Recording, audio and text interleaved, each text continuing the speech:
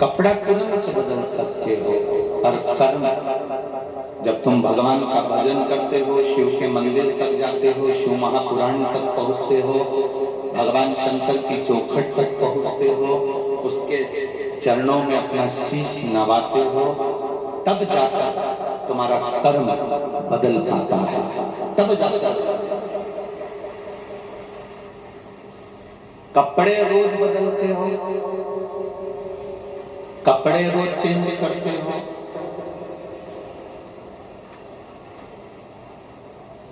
कपड़ा रोज बदलते हो, कोई 2 दिन में बदलता है, कोई हफ्ते में बदलता है, कोई 10 दिन में बदलता है। कपड़े रोज बदलते हो, कपड़ा हफ्ते भर में, 3 दिन में, 5 दिन में, 7 दिन में बदलते हो। तो शिव महापुराण की कथा कहती है कर्म बदलने के लिए भी परमात्मा की चौखट को ढूंढना। कपड़े बदलना होता है तो अलमारी खोलना पड़ती है, और कर्म बदलना होता है तो मन, बुद्धि और चित्त खोलना होता है परमात्मा की चौखट।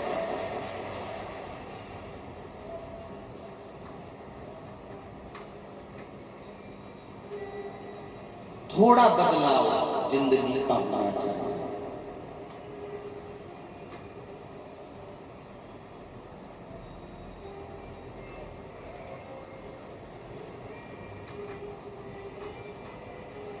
ये 4 जगह ऐसी है जहां पर यदि आपका अपमान हो जाए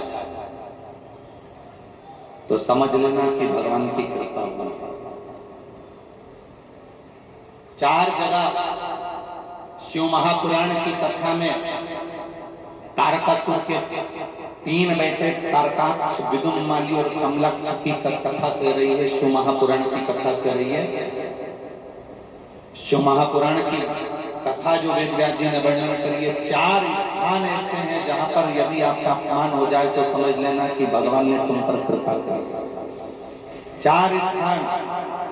पहले नंबर का, माता, घर की माँ अगर तुम्हारा अपमान कर दे, अपशब्द कह दे, ताने दे दे, गाली दे दे, आड़ा टेढ़ा बोलकर तुम्हारा अपमान कर दे, तो समझ लेना कुछ परमात्मा की कृपा हुई है, तेरा भाग्य चमकने वाला। दूसरे नंबर पर पिता, घर का पिता अगर आपका मान लो किसी भी रूप में अपमान कर देते हैं, या शब्द कह देते हैं, या आड़ा टेढ़ा कर देते हैं, तो बुरा नहीं मानना। पिता किसी पुत्र का यदि अपमान कर देता है, अपने पुत्र का यदि शब्द कह भी देता है, तो बेटे का भाग्य बदल देता है पिता के अपमान से। तीसरा, शिक्षक, गुरु, जिस गुरु की दृष्टि में कपट ना हो, छल ना हो, बेईमानी ना हो, वो गुरु अगर अपमान भी कर देता है, तुमको शब्द अपशब्द कह भी देता है, तो वो तुम्हारी किस्मत को बदल देता है। स्वयं गुरु द्रोणाचार्य का चरित्र पढ़ना, जिस गुरु ने कितना कितना कहा और बेटे वो शिष्य उसका जीवन पलट गया।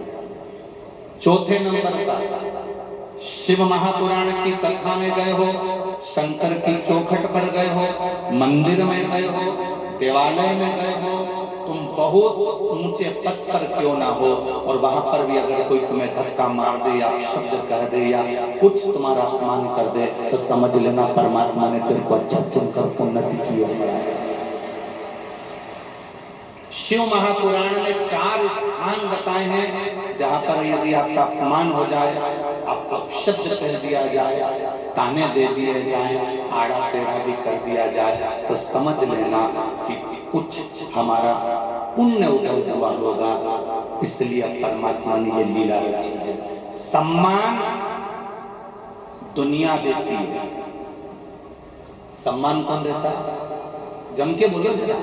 दुनिया देती है। घर के लोग सम्मान देंगे, परिवार वाले सम्मान देंगे, रिश्तेदार सम्मान देंगे, कुटुंब वाले सम्मान देंगे, समाज वाले सम्मान देंगे। अच्छा काम करोगे तो दुनिया के लोग सम्मान देंगे।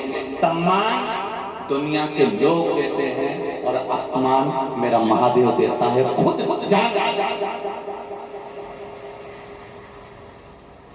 क्यों देता है? प्रसंग तुम्हारे भीतर भी एक प्रश्न जागृत होना चाहिए कि महादेव अपमान क्यों देता है, उसका कारण क्या है? क्या कर?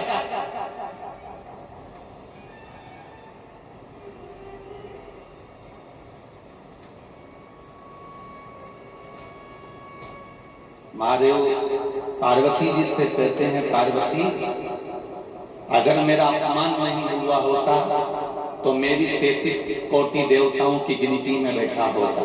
मेरा जगह जगह अपमान हुआ, इसलिए मैं देवों का भी देव महादेव बनकर बैठा।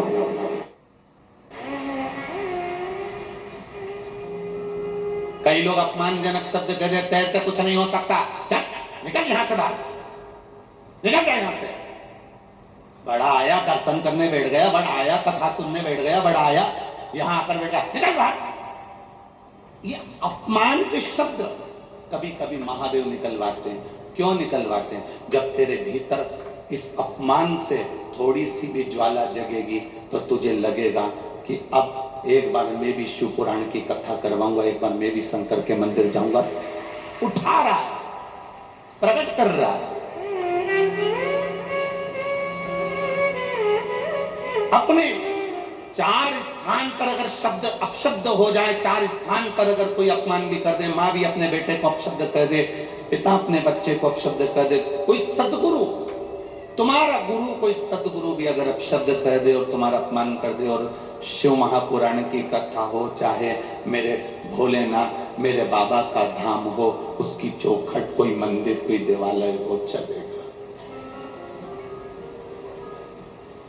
दुनिया के सताए लोग यहाँ सीने से लगाए जाते हैं, दरबार में भोले बाबा के दुख दर्द मिटाए जाते हैं।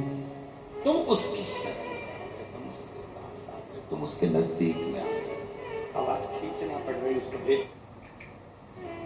नजदीक में उसके करीब में आ गए, उसके पास में अगर पहुंच गए और कुछ शब्द अपशब्द भी हो गए तो उसको सोच लेना कि महादेव ने तेरे लिए कुछ अच्छा सोचा होगा,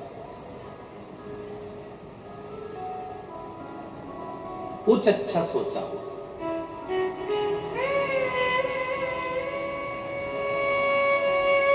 सारी दुनिया में लाइन से दर्शन होते हैं। पंढरपुर चले जाओ, तिरुपति चले जाओ, सांवरिया जी चले जाओ, तुम्हारी मर्जी पड़े जहां चले जाओ, सब जगह लाइन से दर्शन होते हैं, सब जगह लाइन से लोग पहुंचते हैं। एक उज्जैन का महाकाल और एक नाथद्वारा का श्री जी बाबा बिना लाइन के दर्शन देता है, धक्के में निकाल देता है। दोनों से पूछा गया, नाथद्वारा के श्री जी बाबा से भी पूछा गया और उज्जैन के महाकाल से भी पूछा गया कि तुम्हारे दरवाजे पर भक्त दर्शन करने आता है, धक्का खाकर जाता है, आपको बुरा नहीं लगता? देवाधिदेव महादेव ने और नाथद्वारा के श्री जी बाबा ने कहा, जो मेरे दरवाजे का धक्का खा लेता है फिर वो दुनिया के धक्के नहीं खा पाता। जो मेरी चौखट का धक्का खा गया, जो मेरे दरवाजे का धक्का खा गया, जो मेरे द्वार का धक्का खा गया, वो दुनिया में फिर कहीं का धक्का नहीं खाता। क्या मिलता है इन माताओं को, क्या मिलता है इन भाइयों को जो पोटला बांध बांध कर कम्बल, चादर, और अब तो और चतुर हो गए, एक चादर एक्स्ट्रा लेकर चलते हैं कि पंडाल में जगह मिल गई तो ठीक, नहीं तो बाहर कहीं तंबू लगाकर अपने ही तंबू में बैठ जाएंगे। क्या मिलता है इनको यहाँ आने पर? क्या प्राप्त होता है शिव महापुराण की कथा में पहुंचने पर? ये जितने बैठे हैं किसी के घर में खाने की कमी नहीं है। ये जितने बैठे हैं किसी के घर में कूलर और पंखे की कमी नहीं है। ये जितने बैठे हैं किसी के घर में राजसी ठाट की कमी नहीं है। सबके घर भोजन है, सबके घर जमीन है, सबका प्लाट है, सबका मकान है, सबकी जमीन जायदाद घर, सबके आभूषण भी है, सबके घर में मोबाइल भी है, एक नहीं तीन तीन चार चार है, सबके घर में सब सुख है। उसके बाद भी पंडाल में पड़े हुए हैं और पड़े रहकर उस महादेव का भजन कीर्तन स्मरण कर रहे हैं, उसकी चौखट का स्मरण कर रहे हैं। कोई कमी नहीं,